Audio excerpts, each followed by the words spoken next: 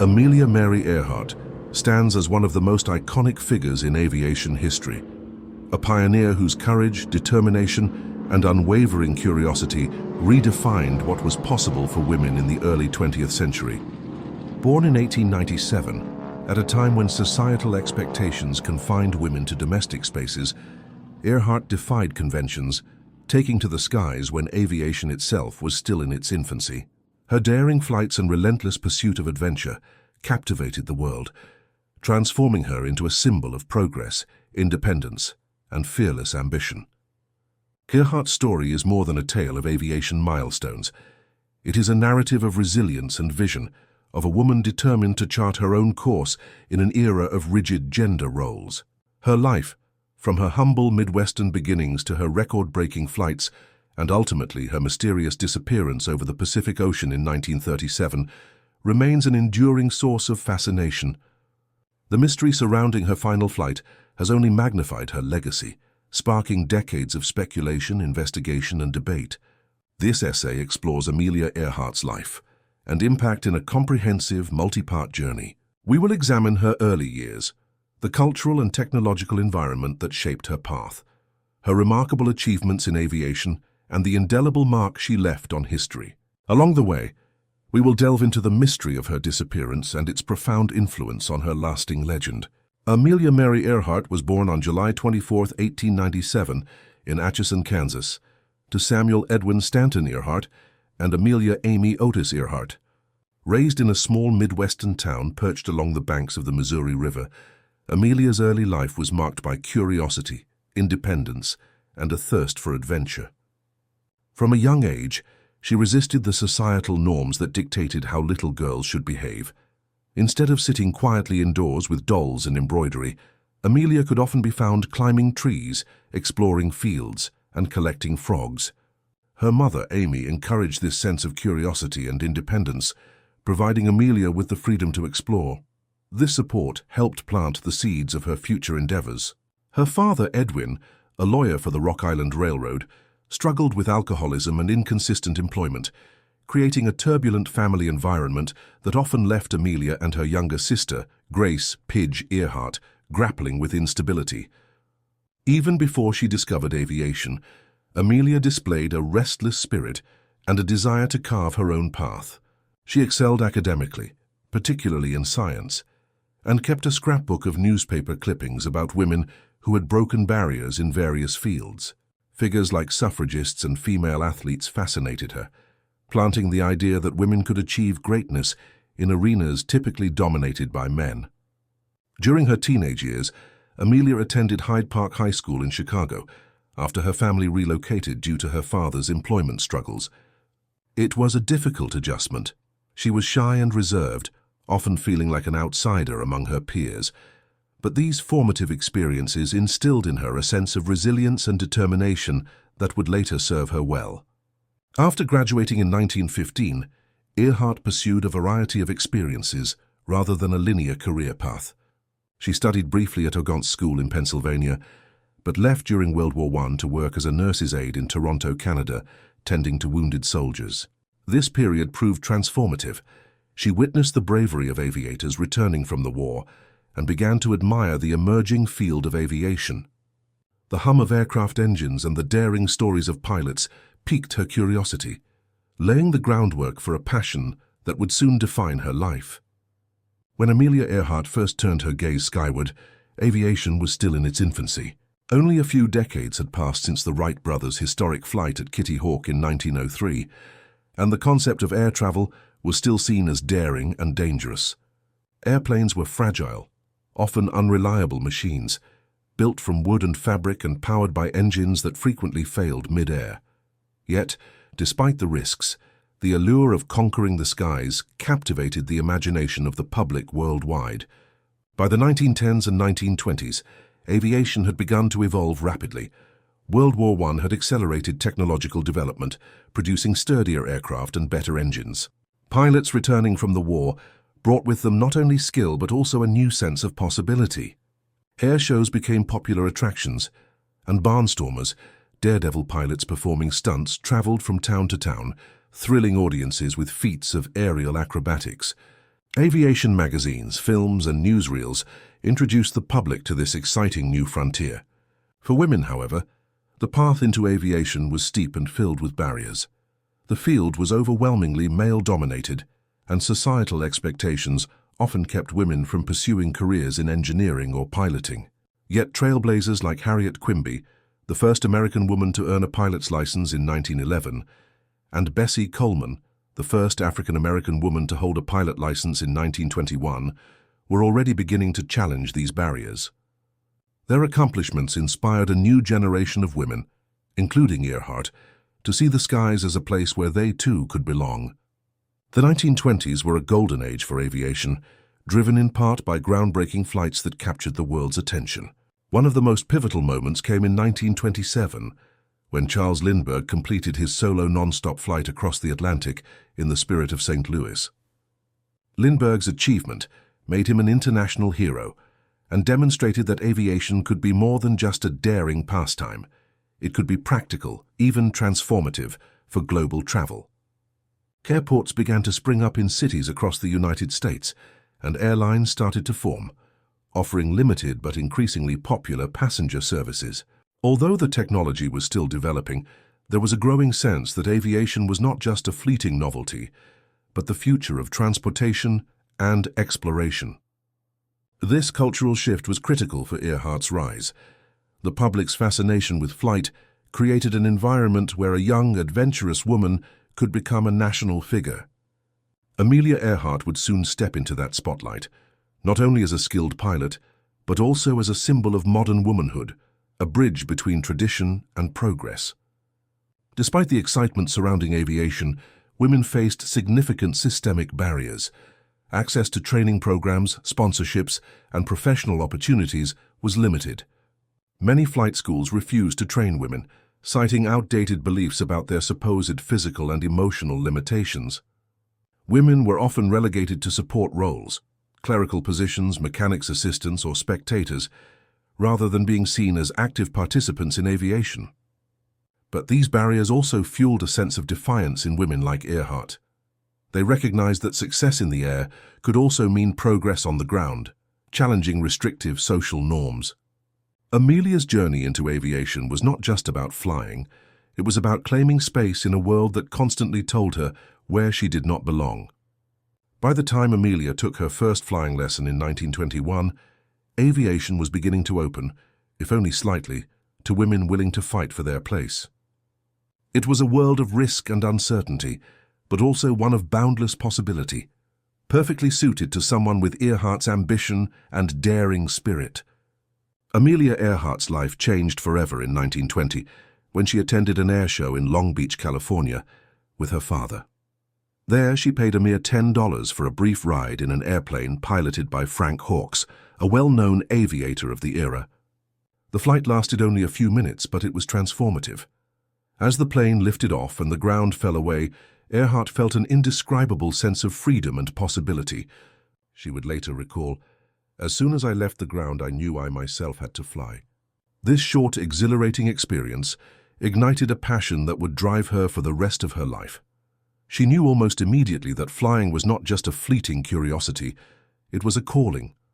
Determined to pursue her new passion, Amelia began researching flying schools and instructors.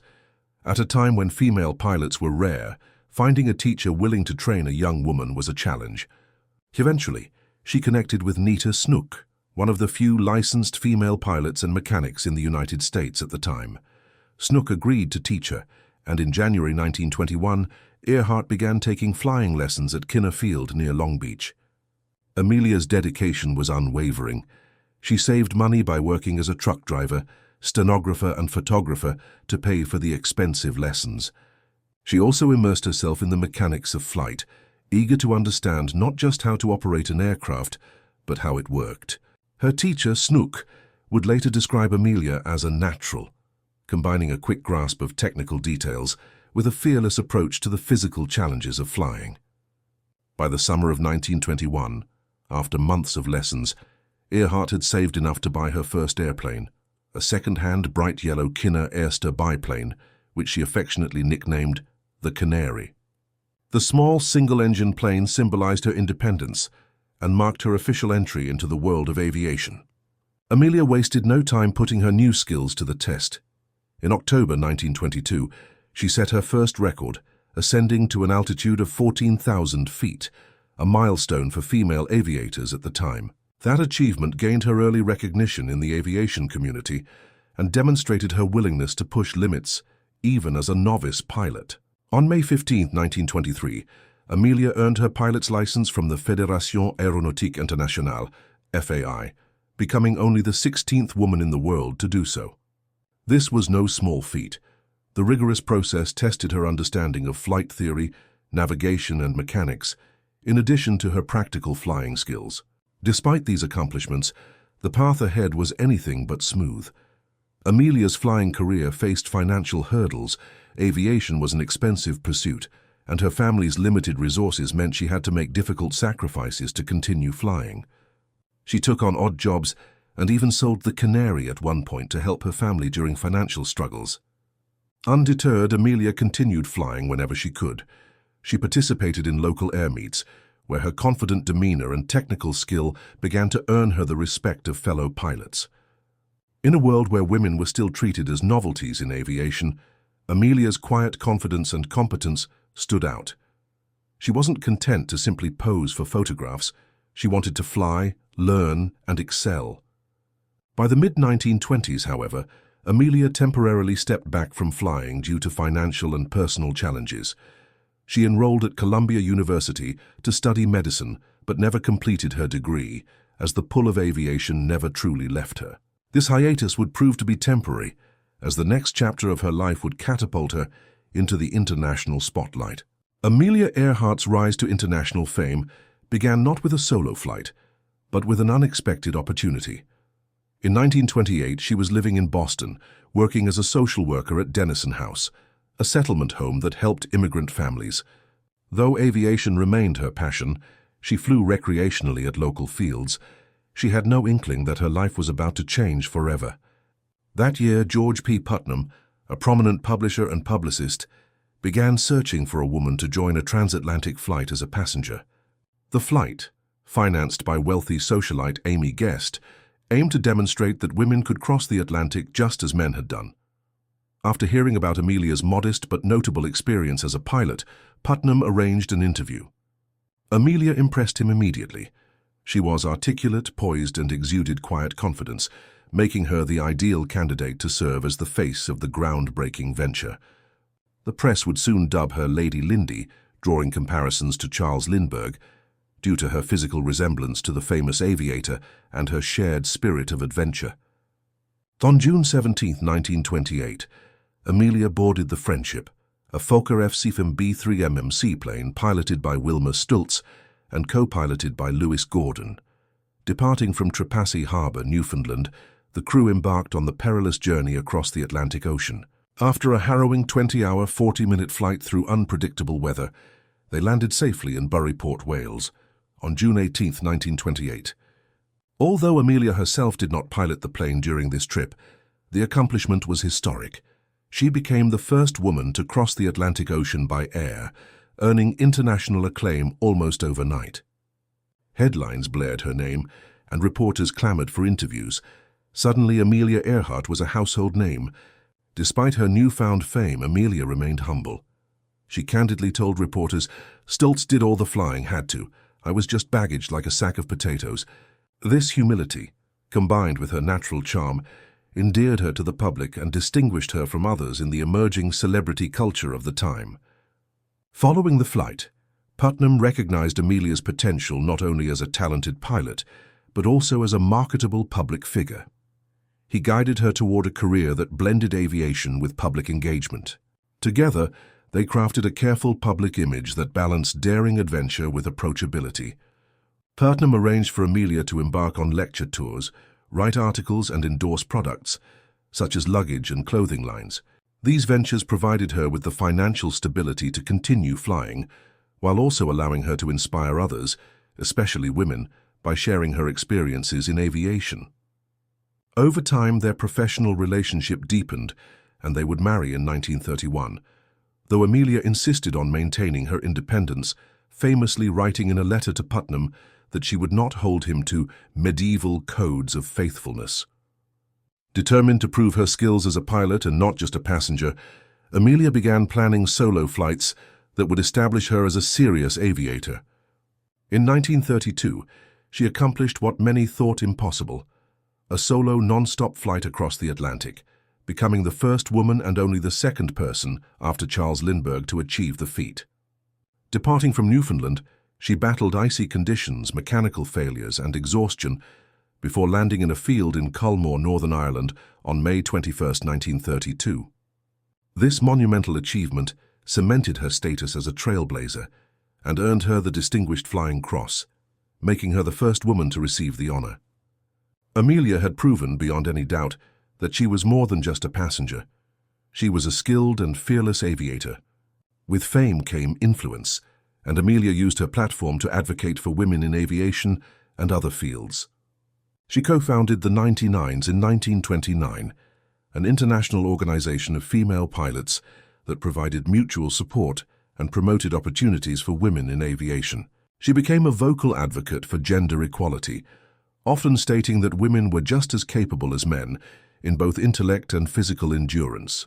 By the mid-1930s, Amelia had become a symbol of modern womanhood, adventurous, independent, and unafraid to challenge societal norms. Her lectures and writings inspired thousands, encouraging women to pursue their dreams, whether in aviation or any other field. By the early 1930s, Amelia Earhart had transcended her role as an aviator to become a cultural icon. She embodied a new vision of womanhood, bold, independent, and unapologetically ambitious. In an era when traditional gender roles were still rigidly enforced, Amelia's achievements offered a radical counter-narrative. She showed women that they could occupy spaces traditionally reserved for men, not only in aviation, but in all professional fields. Amelia's success resonated deeply with women during the early waves of the feminist movement. She demonstrated that competence and courage, rather than gender, determined one's ability to succeed. Her speeches and writings often highlighted this belief, urging women to challenge societal expectations and pursue their passions fearlessly. Amelia understood the power of presentation and used it strategically. Her signature look, a short cropped haircut, tailored trousers, and leather jackets, became an iconic style, blending practicality with a subtle defiance of contemporary fashion norms. She often posed for photographs beside her planes, exuding confidence and approachability, which endeared her to both the media and the general public. She even designed her own line of clothing, marketed as functional fashion, aimed at active modern women. This venture reflected her desire to make independence and adventure more accessible, not just through aviation, but through everyday life. The burgeoning mass media of the 1930s amplified Amelia's image. Newspapers, magazines, and radio programs frequently covered her exploits, framing her as the daring Lady Lindy. Unlike many celebrities of her time, Amelia carefully balanced her public persona with authenticity. She was approachable, intelligent, and articulate, qualities that made her relatable while reinforcing her image as a trailblazer. Amelia's fame extended far beyond aviation circles. She was invited to the White House, befriended First Lady Eleanor Roosevelt, and became an advocate for women's rights alongside political leaders and activists. Her friendship with Roosevelt in particular symbolized the shared commitment of two powerful women striving to reshape societal norms. Amelia's advocacy went beyond words. In 1929, she co-founded the 99s, an international organization of licensed female pilots that continues to support and mentor women in aviation today. The group provided a sense of community in a field that could often be isolating for women, offering mentorship, networking, and advocacy for greater inclusion. In her lectures and writings, Amelia frequently emphasized the importance of persistence and education. She encouraged young women to pursue careers in science, technology, and engineering, fields that were, at the time, largely closed off to them. By doing so, she not only advanced the cause of women in aviation, but also inspired broader social change. Amelia's influence extended well beyond the cockpit. She became a cultural touchstone for courage and ambition, inspiring literature, film, and art. Her story symbolized the triumph of determination over limitation and resonated with anyone striving to achieve the impossible. Schools were named after her.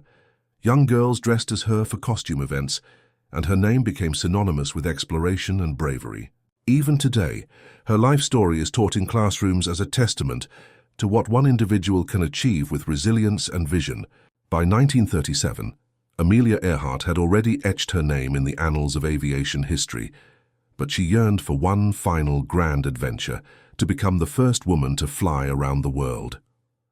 For Amelia, this wasn't just about breaking records. It was about pushing the boundaries of human possibility and showcasing the advancements in aviation technology. The planned flight would span approximately 29,000 miles, crossing vast oceans, towering mountain ranges, and remote islands. The journey was meticulously planned, requiring careful coordination of logistics, fuel stops, weather forecasting, and navigation. At the time, long-distance navigation was still an imprecise science. Pilots relied on a combination of dead reckoning, radio signals, and celestial navigation, all of which were highly vulnerable to errors, especially over the open ocean. To make the ambitious flight possible, Amelia commissioned a specially modified Lockheed Model 10E Electra, a twin-engine aircraft equipped with state-of-the-art technology for its era.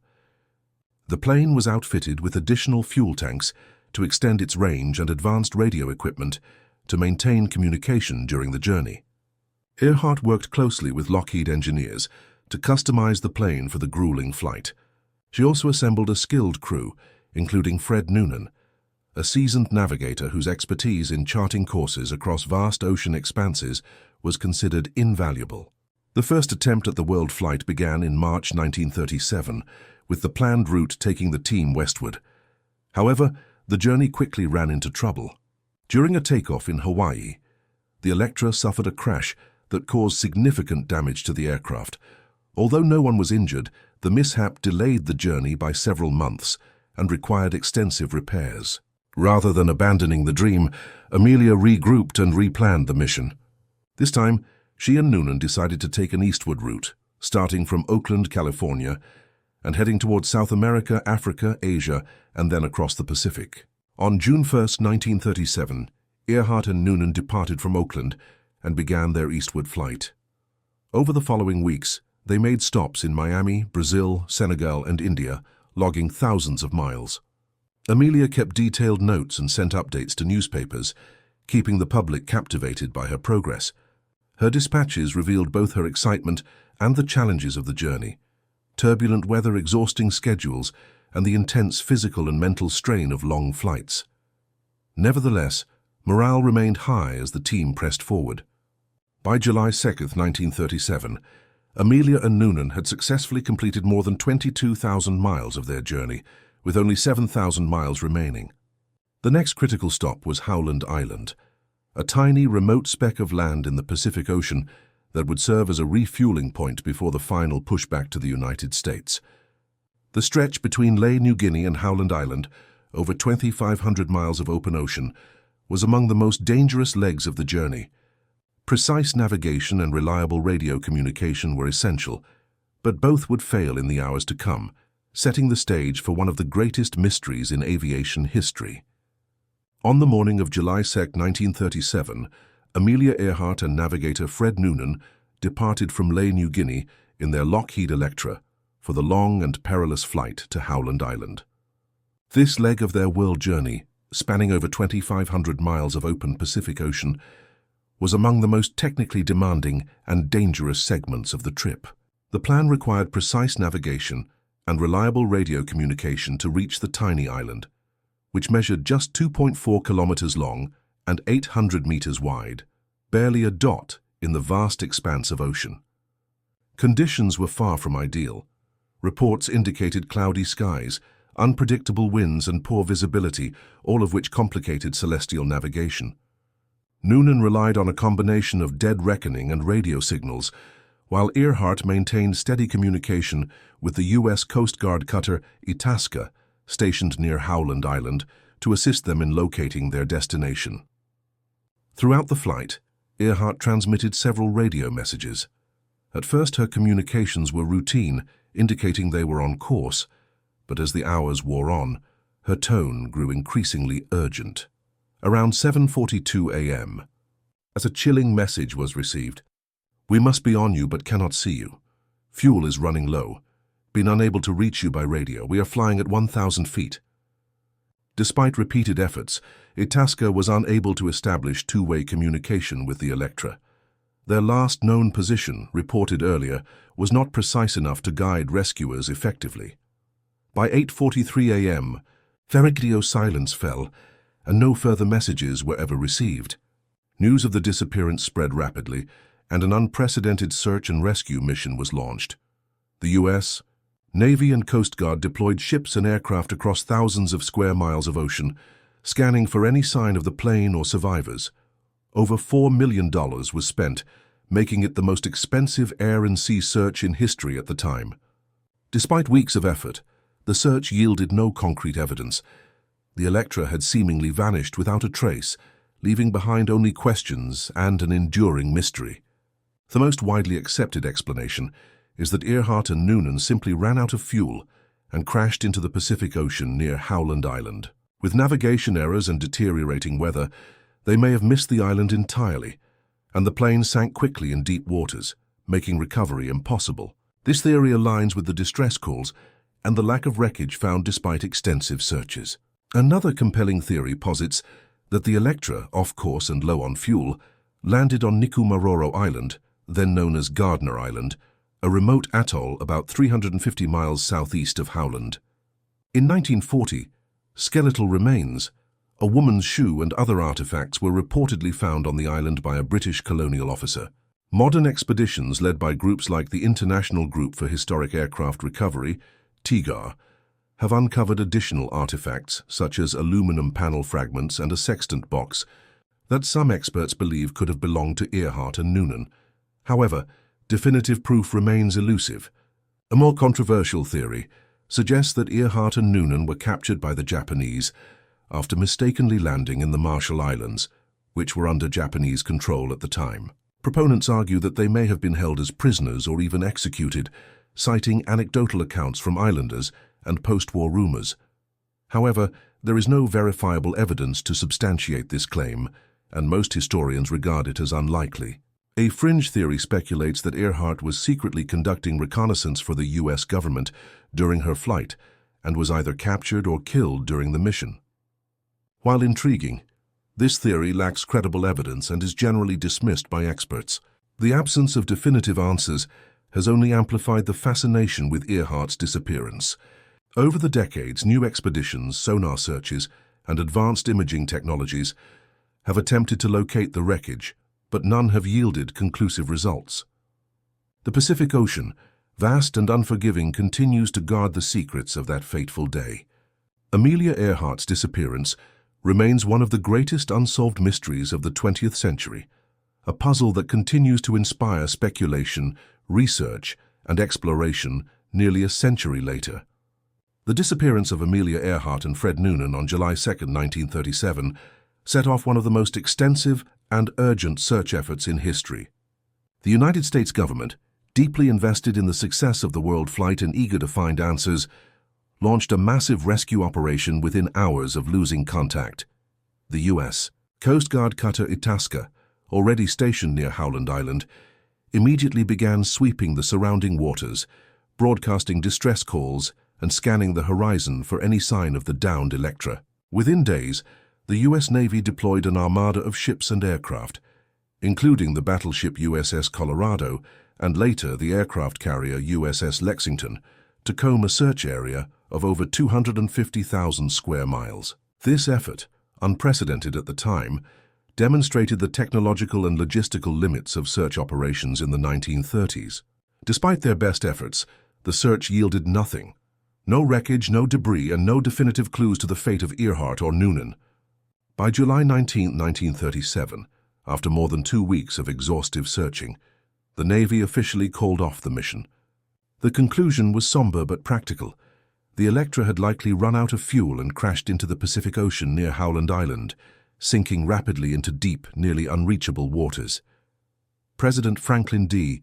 Roosevelt publicly expressed condolences, and Amelia Earhart was declared legally dead in January 1939.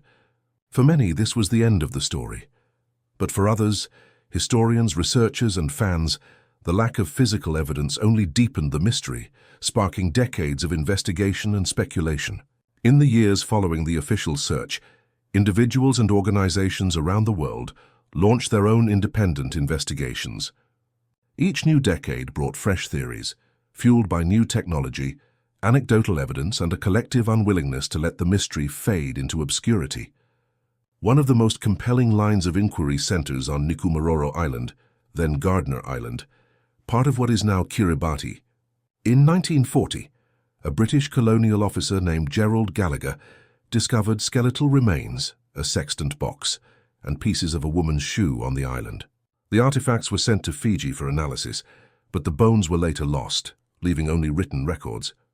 Starting in the late 1980s, the non-profit group TIGAR, the International Group for Historic Aircraft Recovery, organized multiple expeditions to the island.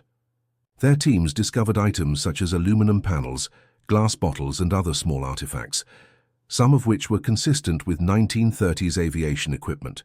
DNA testing on a fragment of bone found during these expeditions was inconclusive, but many researchers consider the Nikumaroro hypothesis one of the strongest possibilities. As technology advanced, so too did efforts to solve the mystery. In the early 2000s, deep-sea exploration teams used sonar imaging and remotely operated vehicles, ROVs, to survey the ocean floor near Howland Island, searching for wreckage of the Electra. Despite extensive mapping, no definitive evidence of the aircraft has been located. In 2018, forensic analysis of measurements from the bones found on Nikumaroro in 1940 concluded that they were likely consistent with Earhart's height and build, reigniting interest in the castaway theory. Still, without indisputable physical evidence, the theory remains circumstantial. The prolonged investigations have turned the search for Earhart into a cultural phenomenon. Her story has inspired countless books, documentaries, and films, each offering new angles or evidence.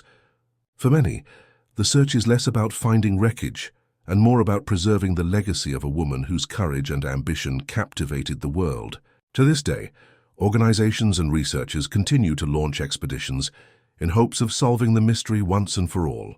Advances in underwater mapping, satellite imagery, and machine learning are being used to analyze vast stretches of the Pacific. Yet the ocean remains vast, deep, and largely unexplored, making the task daunting, if not impossible. Despite the uncertainty, these ongoing efforts reflect humanity's enduring fascination with Amelia Earhart. Her story is not just about loss, it is about curiosity, perseverance, and the relentless pursuit of answers in the face of mystery. Amelia Earhart's legacy extends far beyond her mysterious disappearance in 1937. She remains a towering figure in the history of aviation, a pioneer who redefined what was possible, not only for women, but for anyone daring to dream beyond the boundaries of convention. Her record-setting flights, fearless pursuit of adventure, and advocacy for gender equality carved out a space where courage and innovation intersected, leaving an indelible mark on generations of aviators and dreamers alike. At a time when societal expectations often confined women to domestic roles, Earhart proved that skill, perseverance, and vision, not gender, defined a pilot. Her achievements opened doors for countless women, inspiring figures like Jacqueline Cochran, who went on to become a renowned aviator and the first woman to break the sound barrier, and Bessie Coleman, who fought racial barriers while pursuing her own aviation dreams. Today, organizations such as the 99s, which Earhart co-founded in 1929, continue her mission by providing scholarships, mentorship, and advocacy for women in aviation. Every year, young female pilots credit Earhart's story as the spark that fueled their ambitions to take to the skies. Earhart became more than just a pilot. She evolved into a symbol of progress and independence. In the 1930s, her confident demeanor, practical attire, and groundbreaking achievements challenged the stereotypes of her era. She embodied the idea that women could excel in fields dominated by men while maintaining their individuality and integrity. Her story continues to resonate today in literature, films, and art. From biographies and documentaries to fictionalized portrayals in popular media, Amelia's image endures as a cultural touchstone of daring and resilience. Her life has been immortalized in films like Amelia, 2009, and referenced in countless television series, novels, and songs, demonstrating her lasting influence on the collective imagination. Amelia's name graces countless schools, airports, and institutions worldwide. Facilities like the Amelia Earhart Birthplace Museum in Atchison, Kansas, and the Amelia Earhart Hangar Museum ensure that her story is not only preserved, but actively taught to new generations. These places offer immersive experiences that highlight her achievements, character, and enduring mystery. Her story is also woven into educational curricula, where students are encouraged to explore themes of perseverance, innovation, and equality through her example. For many young learners, Amelia Earhart is their first encounter with a historical figure who defied the odds to make her dreams take flight. The mystery of her disappearance has only strengthened her legacy. Unlike other historical figures whose stories have neat conclusions, Amelia's unresolved fate continues to inspire inquiry, creativity, and debate. From scientific expeditions to fictional retellings, her disappearance has kept her name alive in the public consciousness for nearly a century, transforming her from an aviator into a legend. At her core, Amelia Earhart's life was about courage in the face of the unknown. She never sought fame for its own sake. Instead, she viewed her accomplishments as proof of what was possible through hard work, intelligence, and determination. Her letters, speeches, and books, particularly The Fun of It and Last Flight, reflect a thoughtful and driven woman who saw aviation as both an adventure and a calling. For countless people, pilots, explorers, and everyday dreamers, Amelia Earhart remains an enduring reminder that boundaries are meant to be challenged and horizons are meant to be pursued. Nearly a century after her disappearance, Amelia Earhart remains more than just a historical figure. She is a timeless symbol of ambition, courage, and resilience. In today's world, where women continue to fight for equality across industries, Earhart's story resonates as a powerful reminder that progress is driven by those willing to defy convention and take risks. Her name still inspires young women and men alike to pursue their dreams, regardless of societal expectations or perceived limitations. Her image graces posters, books, and even pop culture references, serving as a beacon of what it means to forge one's path. Whether in aviation, science, engineering, or any field that demands bravery, Amelia's legacy reminds us that every groundbreaking achievement begins with a willingness to try. Earhart's story has become an integral part of efforts to encourage STEM, science, technology, engineering, and mathematics, education, particularly among young girls. Programs such as the Amelia Earhart Fellowship, awarded by Zonta International, provide scholarships to women pursuing advanced degrees in aerospace-related fields. These initiatives draw a direct line between Earhart's pioneering spirit and the modern-day push to diversify industries where women are still underrepresented. Teachers often use Earhart's story as a gateway to discussions on perseverance, innovation, and problem-solving. Her life highlights the importance of curiosity and critical thinking, qualities that remain essential in a rapidly evolving technological world. In many ways, Earhart's daring flights mirror the modern push towards space exploration. Just as she ventured into uncharted skies, today's astronauts and innovators are pushing the boundaries of human achievement in the cosmos. Figures like Sally Ride, the first American woman in space, and Peggy Whitson, a record-breaking NASA astronaut, have cited the influence of trailblazers like Amelia in inspiring their journeys. Her story underscores a timeless truth: exploration, whether across oceans, skies, or galaxies, requires boldness, vision, and an acceptance of risk.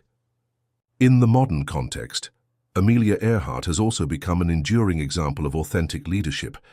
She demonstrated that true leadership is not about dominating others, but about inspiring them. Through her advocacy for women in aviation, her mentorship of younger pilots, and her own example of humility and strength, Earhart demonstrated how to lead with integrity and vision. This message has found new relevance in contemporary conversations about leadership, diversity, and inclusion. In boardrooms, classrooms, and hangars around the world, her story is used to highlight the importance of creating opportunities for those who have traditionally been excluded. Amelia's unsolved disappearance continues to captivate modern audiences, blending history, science, and mystery into an irresistible narrative. Documentaries, novels, and investigative specials regularly revisit the details of her final flight, often using new technology such as sonar mapping, satellite imagery, and artificial intelligence to search for answers. This enduring fascination has turned her story into a cultural touchstone, reminding us that the unknown often holds the greatest allure. Her life, and her mysterious fate, continue to challenge us to question, to seek, and to explore. Amelia Earhart's life was a testament to courage, resilience, and vision. From her first exhilarating flight in 1920 to her groundbreaking solo transatlantic journey in 1932, she consistently pushed boundaries that many thought insurmountable. She was not simply a pilot, she was a pioneer, a woman who believed in the transformative power of ambition and perseverance. Her records and achievements opened doors, not just in aviation, but in the broader conversation about women's roles in society during a time of significant cultural change. Amelia's disappearance in 1937, though tragic and mysterious, did not diminish her legacy.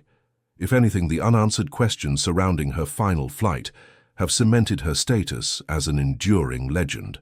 She became more than a pilot. She became a symbol of the human spirit's unyielding quest for exploration and understanding. What makes Amelia Earhart timeless is not only what she achieved, but how she lived her life. She pursued her passions with relentless dedication, faced setbacks with dignity, and used her platform to inspire and advocate for others. She challenged stereotypes without bitterness, proving that strength and humility can coexist in a single person.